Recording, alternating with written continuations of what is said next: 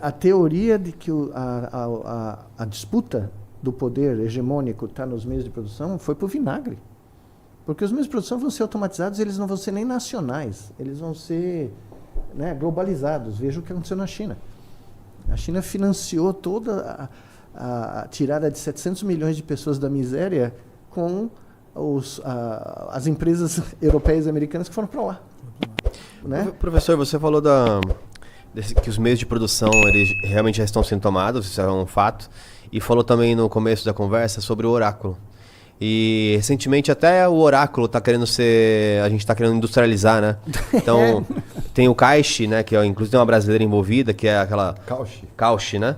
Que é, já viu isso não? Como se fosse uma bolsa balcão de previsões. Aposta. Previsões, né? Palpite, é porque o que eles falam que o mais importante aí, Mário, é a informação. Que é isso? É isso. Eles querem pegar a informação de tudo. Você não viu que tem alguém, ninguém sabe quem é. Uhum. Tem uma bolsa de apostas nos Estados Unidos, uma empresa, né, onde você aposta em tudo. Polymarket. Polymarket. E aí uma brasileira, inclusive, agora lançou a Cauchy. Mas a Polymarket eu acho que é melhor, que domina maior, o mercado nesse momento. Então você vai lá e aposta se o dólar vai subir, mas de repente começou a aparecer um cara lá que 60 minutos antes do Trump anunciar alguma loucura, alguma tarifa que ele vai, depois de 10 dias, trazer para trás, o cara vai lá e aposta. É um cara. E quem aposta contra? Não, tem os shorters, tem os caras que fazem o short, mas não, tem um cristão ali que ninguém sabe quem é, que uma hora, alguns minutos antes de uma decisão geopolítica gigantesca ser tomada, ele vai lá, aposta. O cara ganhou em 12 minutos 300 milhões de dólares na última das coisas que ele fez. E é o mesmo cristão. Ou seja, esse cara está ganhando bilhões apostando em decisões que ele tem um inside information. É óbvio. Tá mais do que... Mas ninguém sabe quem é. Né? E a imprensa americana olha para isso e ninguém abre a boca. Ninguém audita. Ninguém fala, bom, e você acha que não tem como descobrir quem é o cara? Claro que tem. E o cara preocupado, e a gente preocupado com o atleta, né, fraudando aquilo que olha, eu vou te contar, é uma distopia. Bom, isso é uma distopia. Por isso que eu escrevi isso aqui. Eu estava aqui trancado em São Paulo, no meio da pandemia, coordenando o comitê do Nordeste da pandemia, né? Vou botar aqui na tela para a galera. Aqui, ó. E eu falei, eu tenho que escrever esse barato, senão eu vou ficar louco, porque eu estou vendo essas...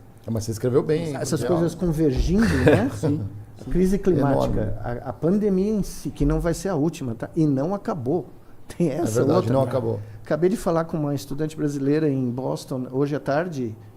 Primeiro que está tendo um surto de gripe violentíssimo no país. Você não ouve a notícia. Você não vê a notícia. É realmente uma das maiores números de casos de gripe em anos que está acontecendo agora no inverno americano. E o Covid não foi embora. O Covid está lá, está espalhando, está aqui, está na China, está em todo lugar do mundo, ele ainda está. Né? E ele não ficou parado, ele está mutando, ele está... Mas onde você ouve algum relato de medida de água de esgoto para saber, que é a primeira coisa que você detecta o começo da pandemia, né? Você começa a analisar o resíduo para ver se tem vírus no esgoto, né? Foi assim que a gente começou a medir o espalhamento da pandemia, né? Nós tínhamos esse relatório todos os dias do Brasil, do fora do Brasil, para a gente ver o que estava acontecendo. Então, você tem todas essas crises convergindo ao mesmo tempo.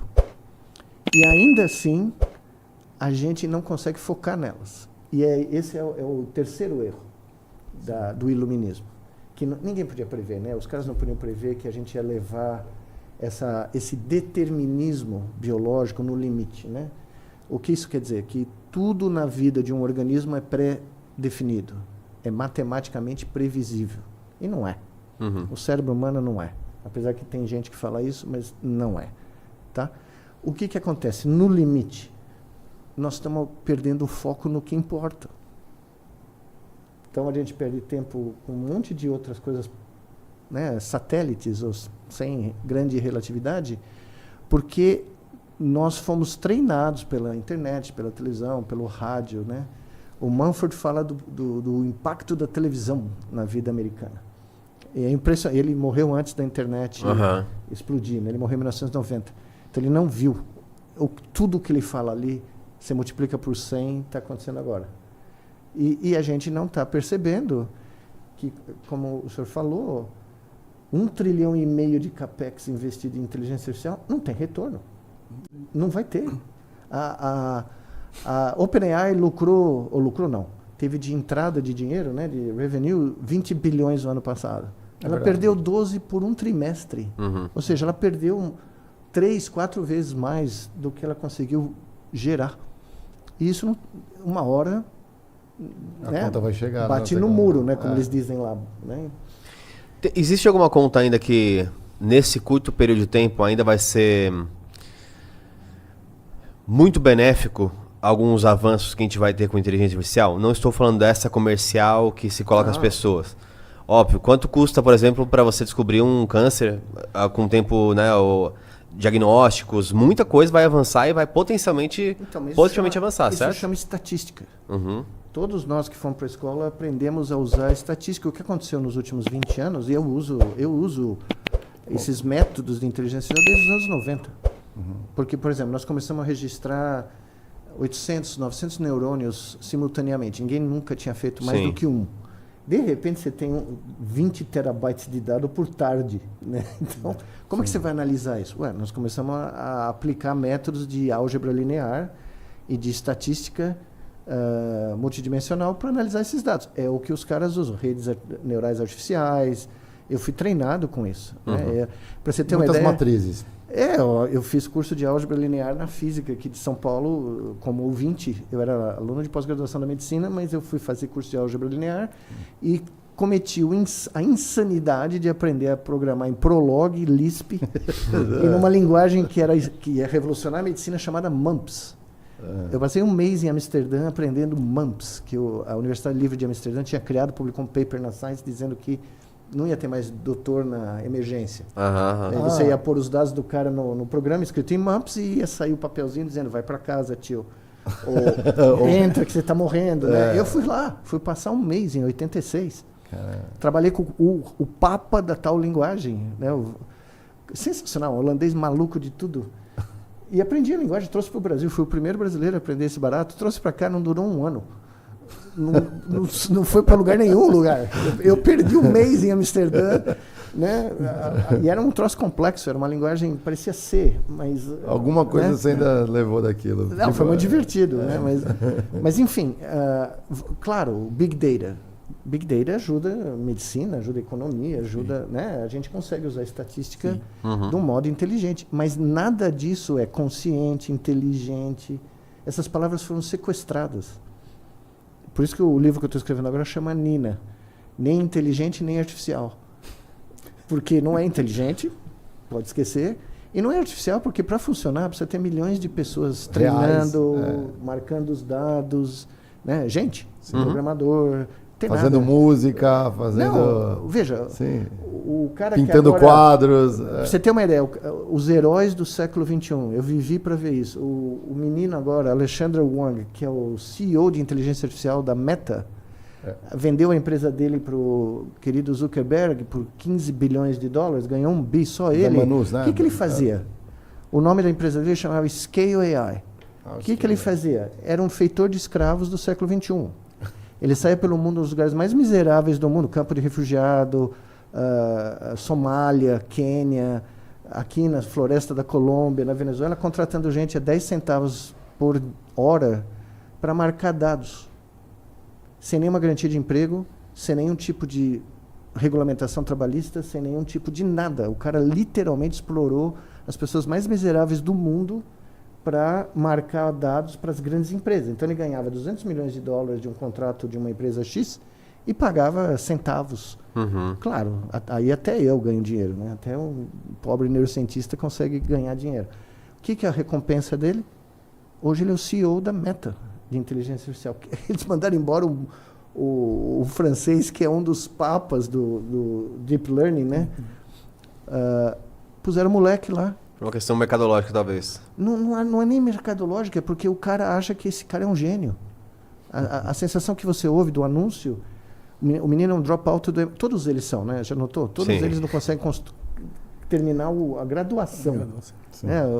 Bill Gates, Zuckerberg, esse cara, Eu não vou nem falar do Kid Mosca porque é sacanagem. Né? O Nemesis. Não é Nemesis. Ele reconhecidamente é um idiota. Então eu não tenho. Né? E o Mumford prevê isso. É incrível. O cara fala no livro dele, 50 anos atrás, os caras vão querer ir para Marte. Por quê? É um inconsciente tomando conta. Sim, temos que colonizar lá. Nós temos que colonizar o que a gente vê. É a mesma sensação de chegar no Novo Mundo e matar todos os índios para impor a religião católica, impor o modo de vida europeu. Nós temos que ir para outro planeta, porque esse aqui nós já destruímos. Mas entendeu? com tanto pessimismo, eu acho que o professor Cobori estava errado num aspecto. Quem fez a coisa certa ultimamente foi a Argentina. Pegou empréstimo, porque se a gente está colapsando... Foi a coisa mais sábia. Não pegou empréstimo, não. Na realidade, os Estados Unidos... Na realidade, emprestou, a Argentina vai pagar e entregou o país para os Estados Unidos. Entregou no final das contas, quando o negócio fechar, os Estados Unidos ganhou a Argentina sem gastar dinheiro. É isso que vai acontecer. E aí tem uma coisa, não sei se é pelo fim dos tempos, né, ou da crise que vai se estabelecendo. Antes a gente tinha algo que era mais velado nas narrativas. Então sempre se tinha um artifício de colocar uma questão de democracia, de emancipação de um povo, ou para justificar os atos, sejam dos países ou não. A guerra chamava Guerra Fria. Era uma coisa a guerra, exatamente, Guerra Fria, ou guerras por procuração, né? A França é boa nisso, né? Eles são hábeis, né, por guerras de procuração. E agora mudou um pouco esse jogo, né? No caso do Trump, ele fala, não, vou fazer isso e vai lá e faz. Quero comprar a Groenlândia. Então, e agora essa é a bola da vez. E está gerando mais tensão. E agora está mexendo com antigos aliados, onde você rompe alianças que, para mim, eram tão sólidas e é um pouco mais fugaz, pelo visto. Você viu o primeiro-ministro do Canadá? Nunca. Agora? Falando em Davos? Sim. Anteontem? Comenta, professor. O primeiro-ministro do Canadá foi lá, eu acho que você deve ter visto, né? Foi lá e falou, filho, isso nunca existiu. Era só uma miragem. A gente achou que era legal, né? A gente achou que era bacana e pôs na vitrine, pôs na porta da loja. Existe lei internacional. Meu pai foi juiz aqui do Tribunal de Justiça. Meu pai falou para mim, meu filho, o Poder Judiciário é uma abstração mental do ser humano que é a última esperança civilizatória da espécie. Ele era juiz, né? Regras da parede, né? Não, meu pai chegou para mim assim, virou juiz de Ubatuba. Imagine, seu filho do juiz. O cara vira juiz de Ubatuba. Pô, legal, hein? Chego em Ubatuba, a primeira coisa que meu pai fala, se você for pego num filme para mais... Eu tinha 16 anos. Proibido para menores de 18 anos, eu prendo você. Eu solto o alvará de prisão. eu nunca entrei no cinema proibido de 18 anos. Todos os meus amigos iam, né? Todos os meus colegas de turma, né? Porque filho de juiz, né? Pois bem, o cara pôs lá e falou assim, o primeiro-ministro do Canadá talvez o país mais próximo dos Estados Unidos, né? Junto com a Inglaterra. É quase cordão umbilical ali. O cara falou, nunca existiu a lei internacional. É o mais forte que sempre dita o que é a lei. Isso é uma hecatombe você ouvir um cara do Canadá falar um negócio desse. Né? Para onde foi o ouro? Em 3 dias? O ouro subiu quase 10% em 3 dias. O que é isso? Eu sempre lembro esse negócio do Stalin, quando questionado, né, a influência do Vaticano nos assuntos globais, ele falou assim, quantas divisões tem o Papa? Exato. A menos que a ONU tenha divisões, né, para fazer valer as suas decisões, o mundo é robesiano, vai mandar o mais forte. O que os Estados Unidos fez do pós-guerra até hoje foi, enquanto o direito internacional lhe interessava, e sempre para os outros, ele nunca respeitou. É verdade, nunca respeitou o próprio direito. Sempre valeu para os outros. Só que agora, nessa tensão que chegou com a China, geopolítica, ele está dando esse passo para trás da doutrina Monroe. Vou isolar aqui o continente americano. Na verdade, eu sempre brinco, não é sobre ter acesso, é bloquear o acesso da China. Né? Claro. A China já é o maior parceiro comercial nosso aqui.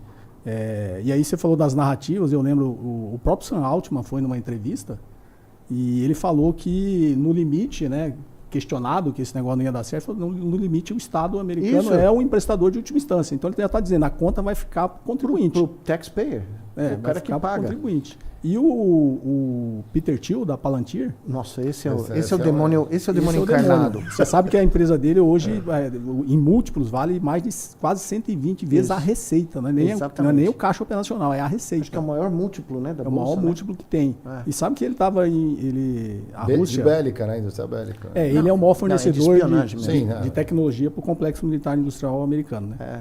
E ele, não sei se o professor sabe disso, nesse ataque que eles fizeram no complexo nuclear lá na Rússia, tentando pegar o Putin, você sabe que a Rússia já entregou pro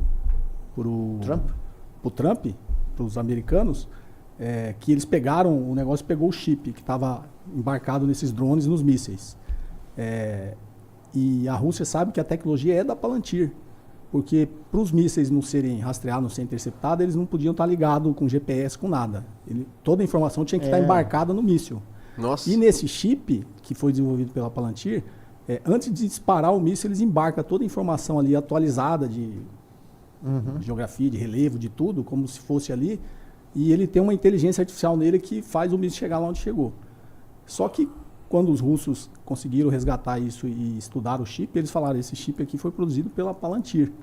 E entregaram para os americanos como um recado assim, ó, eu sei que foi você.